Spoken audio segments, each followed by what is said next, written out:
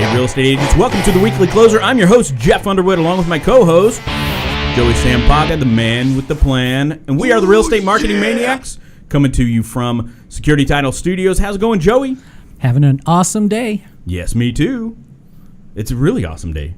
It's getting warm, though. It is getting warm. Almost triple digits. Yeah, you know, I told my wife the other day, I said, it's like 90 out. I'm hot. And she says, it's because you're fat. And anyway, you heard somebody else laughing if you're not watching. So our guest with us today is none other than Josh Asanovich. What's up, guys? How are you doing? Doing well. Thanks for having me in. He's with Smart Concept Realty Group. And Josh, I hear that you did a little baseball in the past. Yep. I played baseball for a while. I played 7 years professionally prior to getting into real estate. 7 years Yep. Wow. baseball professionally. Yep. So that lifestyle is like constantly on the road, right? Yeah, so my wife and I, we've been together 18 years now. So we were together in high school all the way through. And of those 18, I was gone like 9 of them in a hotel and living out of a bag. So it's definitely, it wears on you after a while. Yeah, wow. But I played college baseball, but that was about it. Okay, yeah, I played college baseball Yeah, too. but my first year it was like, okay, wait, my grades showed too much baseball, not enough studying, and I knew that I wasn't probably going to make it to the next level. Mm-hmm. So anyway, that's that. Joey didn't play professional baseball or college baseball. No, I didn't. But I did play high school baseball. Yeah. if There that you go. counts. There you go. And he learned how to beat people up with sticks. With the bat. Screama or whatever that is that he does. Anyway, so let's get into the real estate part of this because I know we're off track a little. So tell the listeners how long you've been in the business, what broker you're with, and what really got you into the business. What compelled you to get into real estate? So I think I actually had my license since '08. We started with kind of like everybody that wants to get into real estate flipping, right? Okay. Flipping houses. Yeah. We thought that was the first step. So it was by complete accident. Actually, I didn't actually have my license active until mid-2011. Okay. And that's when I kind of got done playing and started, putting on my big boy pants and trying to make a life. So really the reason why I got into it was really simple, actually. I just didn't want a ceiling. I knew that, I was a couple credits shy. I left, like you said, playing baseball my junior year in college. So I still had some time to go. I still had my college paid for from the club. But my degree was in sociology and criminal justice. So with that degree, there's not much bandwidth. I mean, you're gonna kind of be in something. And I knew that I didn't want to be in something that was going to value my time for me. And so real estate, it was, the really the only thing that I could think of that would allow me to do as well as I wanted to without being, held back by somebody's opinion. Right, so, right. Having your own business. Basically, yep. Wanting my own business. Absolutely. So 2008's when you had your license. That's when I went to school. When you went to school? Okay. I didn't actually get my license, like I said, until later on. I mean, I got it, but it was inactive. Didn't do anything with it. Okay. And you're Keller Williams right now? Right now, we are. Yep. Okay, cool. So share with us what you're doing right now to be successful in real estate. Well, basically, we're just really relational based. I mean, you look at our whiteboard, we call it, and we have everything on an old school whiteboard. Yeah. We write it up there, but I mean, I'd say out of 15 deals that we have up there, I'd say 14 of them are from either people that we already know or people that they know or whatever. So it really is just a relational based business at this point. We went down the road of pay per click and doing all that stuff, and it really wasn't returning what we needed to. The time invested was so much to cultivate relationships out of thin air and try to earn people's trust that didn't know us. They absolutely had no reason to work with us at that point. So we just kind of pivoted from that, and I mean, we still have. We do still get leads and we do work them the way they should be worked, but it's just not a main focus in our business. Yeah, which is really kind of a left turn from what a lot of agents that Joey and I have talked to are doing. A lot of people really value, well, I don't know value if is the right word, but a lot of people really are focused on, like you're saying, pay-per-click or Zillow leads or Facebook ads. those types of things. And I think what you're saying is probably a better or easier way maybe to get, because you're getting referrals from people who already know, like, and trust you. Correct. So I would think that would mean you don't have to sell as hard as somebody that's on a cold call, and probably the feeling is a lot better. Well, you kind of go into those appointments with a little bit of a leg up, because, I mean, you would hope that whoever it was that referred you did your job, sold them on exactly the fact that you are the person to work with. Exactly. I mean, again, there's an absolute place for the pay-per-click. Obviously, it's what everything is going to right online. That's the direction everything is going. Technology has taken over everything, but for us, it just seems that it wasn't a great fit for us to be doing that, and and it wasn't a great fit for me to be doing that specifically. So again, I think it's not so much what you're doing or where the leads are coming from, as much as it is of actually just doing the work. Like, really, that's what it is. I mean, a lot of people get into the business with that intention of, like, oh, I'm gonna be an entrepreneur, which is a completely saturated word now. I'm gonna grind, I'm gonna hustle, like, all very saturated. You know what I mean? At this point, it really doesn't mean anything. So at the end of the day, and we talked about athletics, right? At the end of the day, business is not too dissimilar from athletics, meaning, what are you willing to do that others are not? And I know that it's talked about, but in the athletic world, that's really what it boils down to. I mean, we are all given a certain bandwidth, a certain capacity of how good we're going to be at whatever we're doing, right? So whether it's baseball, whether it's basketball, I mean, I'm never going to be 6'7". I'm never going to be able to jump out of a gym. I'm never going to be able to beat Jordan one-on-one. I know that, but I'm going to be as good as Josh could ever be at basketball if I'm willing to put in the work. Absolutely. So it's no different in real estate. I mean, at the end of the day, if you're a phone based and you're lead based as far as pay per click and stuff like that, it's a numbers game. How long are you willing to sit in that chair and have that headset on and pound those phones? Right. And at some point, it becomes mathematical, right? If I make 100 phone calls, I'm going to get 3 appointments. Out of those 3 appointments, I may set 1 listing or whatever the case may be, and out of those listings, I may sell 60% of them. So it becomes mathematical if, in fact, you're willing to go through the process of gathering that data. I mean, that's the hardest thing. Right. No, and you're obviously doing something successful, because you are. This is the 3rd year, right? 3rd year, 40 under 40. Is that correct? Yes. That's a great honor, isn't it? Yeah, it's cool. Yeah, I mean. That's like cool. I said, there's a lot of people. there's really good people in it. I mean, honestly, I wish that it was a little bit more interactive.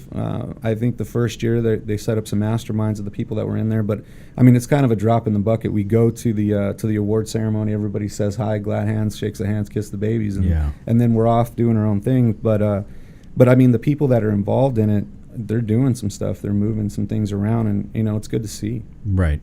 I just wish I could say I was under 40. Well, you look younger than me, so I mean that. There we go. I appreciate that. Thanks, man. Favorite guest so far. No.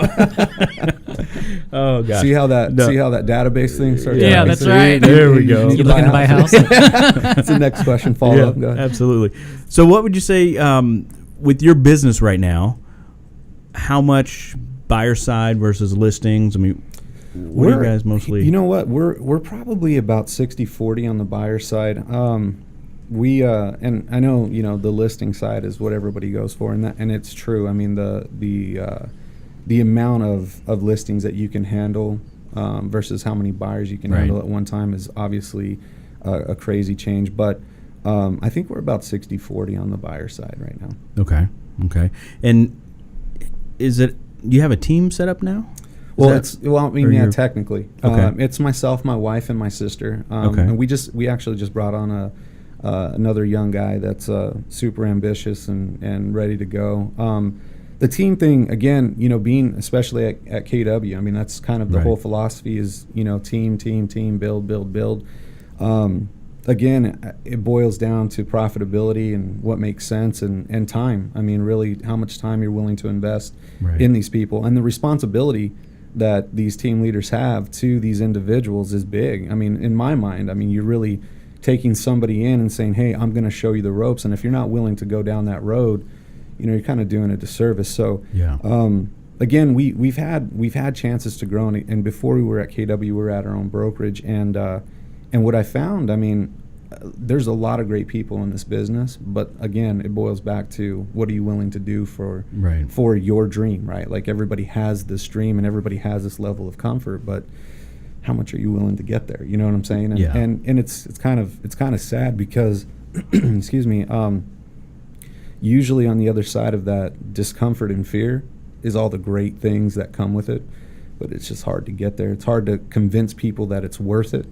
But again, it's like athletics, back to working out, right? How many days did you wake up? How many days did I get up and not want to go run, not want to go lift, not want to go to the field? And this is before I actually went to do my job, right? So you'd have to be ready to go do your job in the winter before spring training started. So how much are you willing to do? So that way you could get through spring, right? And go on and do some things. So again, outside of that fear, outside of that discomfort is where all the good things are. Yeah. But pushing through that is difficult. I mean, I'm seeing it with my kids. I have 2 young kids right now. We have them in running clubs, and watching them hit that wall of discomfort, fatigue, and that burning in their lungs and stuff, and having to have those conversations, like that's when the difference is between championship and loser.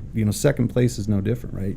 You still lost. You got there second, but you lost. But getting through that discomfort is the hardest thing, but it's usually right after that. It's like a workout. Right after you get done with the workout that you don't want to do, how happy are you that you did the workout? Feel good, right? Absolutely.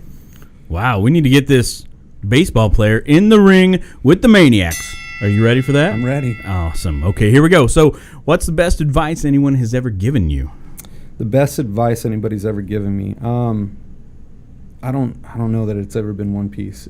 Basically, the best advice I could give is don't be afraid to fail. Go out there, be afraid not to try.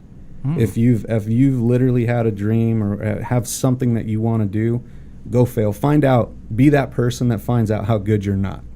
So that way you can build upon that and become the person you want to be. But again, most of the time, a lot of people aren't willing to try. Right. Try. Give it a shot. That's great. That's great. What is your favorite mobile app? Whether it's business or my favorite personal? mobile app, yeah. I guess the text messaging. I don't use apps too much. I guess the only one I really use is the text messaging. Yeah, okay, there we go. Share with the listeners one book that you would recommend. Ooh, one book that I would recommend. I guess right now, and I think it's a popular book, but Extreme Ownership. I think that kind of embodies a lot of personal character that one should have. The application that they go into, both the authors, of how it applies, on the battlefield, how it applies in business, and how it applies in your personal life. I think it's an awesome illustration how really all alike they are, and how literally if you want to be the best soldier, there's ways to do it. If you want to be the best husband, there's ways to do it. If you want to be the best father, and so on. I think a lot of it is all the same. I mean, really, the attitude and the way to go about it is the same. So, I think great. Right now, I call it reading. I've listened to that book in Auto University in my truck, 15 times maybe at this point. And like I said, every time I've listened to it, just something else comes out. But really, it really is just, it's all the same. Like if you want to be great in any one aspect, right, it's the same application as it was for anything else. Yeah. So. No, I get it. How about one productivity tool or software that you or your team uses every day? Well, we talked about it. Really, the only thing we use is Conversion. Okay. My wife and my sister are on Facebook. We do some stuff on there, I think. But we use Conversion. That's our platform. That's our CRM. That's what we use on a daily. Got it. Okay, so one more question, and we're going to have you draw it from the hat. Okay. Well, from the mask. From the mask, okay? So go ahead and draw a question out of there. This is beautiful. What is that, velvet? All right, what'd you get? Tell us something that most people don't know about you. You can't use baseball. That one's already taken. I kind of shot my foot right there. Most people, I don't know. I mean, those that do know me know kind of all about me. I mean, I don't drink alcohol. I guess that's one. I mean, I don't really know. There's not much. pretty transparent. That's kind of the thing with. So you haven't like swam with sharks or anything? Or? No, see, I'm not a risk taker. Oh, No, I mean, I don't know. Right. There's really not much else that comes to mind. I mean, I'm pretty, like I said, transparent. There's not much I hide. no. All right. So if any agents are listening that want to reach out to you, I don't know if you're looking to expand team or anything like that, but if they want to reach out just to talk to you about business, grab a cup of coffee, how would they reach out to you? You can email me, you can email me at josh@theasanovichteam.com, or give me a call, 480-518-0286. Or send you a text?